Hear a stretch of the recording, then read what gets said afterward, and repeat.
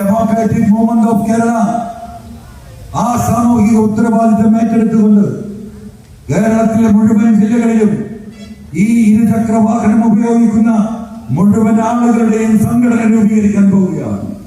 നിങ്ങൾക്കുള്ള പ്രൊട്ടക്ഷൻ എടുക്കാൻ ഈ അനീതിക്ക് ഇരയാകുന്നവർ മണിക്കൂറുകളോളം റോഡിന്റെ സൈഡിൽ നിങ്ങളെ തടഞ്ഞു നിർത്തി നിങ്ങളെ ഈ പറയുന്ന രീതിയിൽ ഭീഷണിപ്പെടുത്തുന്നതും അപഹസിക്കുന്നതും നിരവധി അനവധി തവണ കണ്ടിട്ടുള്ളവരാണ്. അതിന് വിധേയപ്പെട്ടവരാണ് നിങ്ങളെ നിൽക്കുന്നത്.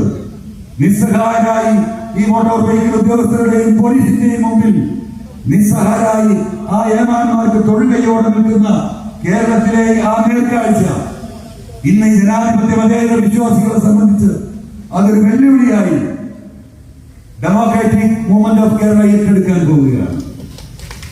പോലീസ് പരിശോധിക്കുമ്പോൾ കാണാൻ കഴിയും ആരാ കടന്നു നിർത്തുന്നത്.